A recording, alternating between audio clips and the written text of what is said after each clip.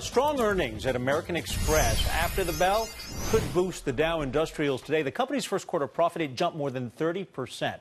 Michael Lee at Investmark Advisory Group and John Petrides of Point View Wealth Management join us now. Michael, let me start with you. American Express has been on a trajectory to lower the fees it charges merchants. It wants to compete with MasterCard and Visa, but it's also letting its higher-end customers carry a balance. Is this setting it up, though, perhaps for some kind of problem? They had to increase their loan loss reserves, or is American Express going to be one of the big three in better ways? I think good things to come with American Express. U.S. consumers in great shape.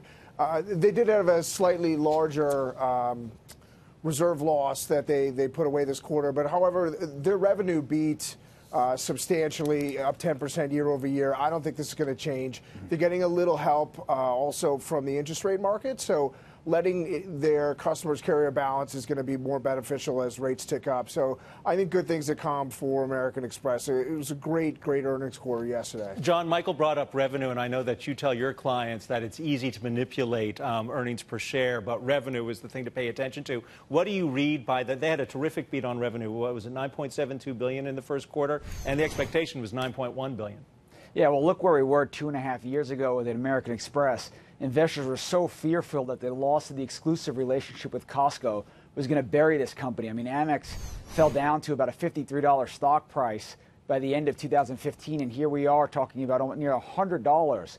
And the fact that they loosened the screws on their exclusivity is really benefiting their top line tremendously. It's a fantastic quarter on all aspects. John, I want to talk to you about GE. I'm going to shift gears. They're going to report tomorrow. The company has been, as some people would say, not me, but they would say a train wreck. They're trying to divest of things that they don't consider core business anymore. What do you expect from GE tomorrow? The expectation's pretty low. Are they just destined to beat, or are they in trouble? Yeah, well, you hope there's nothing left in the closet that investors aren't aware of yet. You don't want any more write-downs on the legacy GE capital. I think this is a pivotal quarter for CEO Flannery to inject some confidence by investors and that they start meeting some of their expectations. The bar is so low for GE that the company just has to be less bad than expectations, and hopefully the stock starts working higher. Well, Michael, GE was trying to sell its locomotive construction business. It couldn't do that, so now they're talking about separating the business through a public offering. Is this how they're going to have to go forward as they try to downsize the company? What GE needs is decisiveness. So any sort of wavering from John Flannery after earnings tomorrow is going to be a negative for the stock. What I find interesting about GE right now is the options market. If you look at the bullish to bearish bets, there's twice as many bulls betting on the stock tomorrow in the options market from an earnings surprise to the upside. At this point, it's almost like what can get worse. So hopefully we have some clarity and some strategy that investors can get their arms around, and that this stock just, they're down 50% over the last year while the market's up 20 to 30%. That's not what we want to see from GE. In the remaining time, I want to turn attention quickly to tech. We're going to get big names next week: Alphabet, Facebook, Netflix.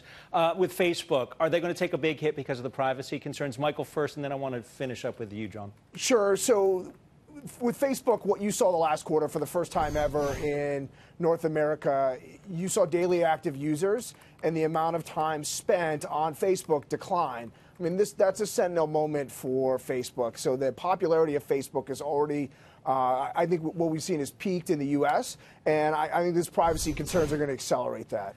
Very quickly, John, with Amazon, the announcement today, 100 million Prime customers. Are they trying to perhaps deflect our attention from something that may be more ominous for them? Well, the Amazon growth story is all based on AWS. I mean, that's the secret sauce that allows Jeff Bezos to do all these other experiments like buy Whole Foods and run other projects at a loss. So, all eyes are going to be on AWS. If that growth continues at a 40% top-line growth rate, the stock will move higher. Anything deviation from that, the valuation is so high that it all depends on AWS. Michael, John, I got to tell you, the only secret sauce I like is on a Big Mac. Other than that, I appreciate you both being here so early in the morning.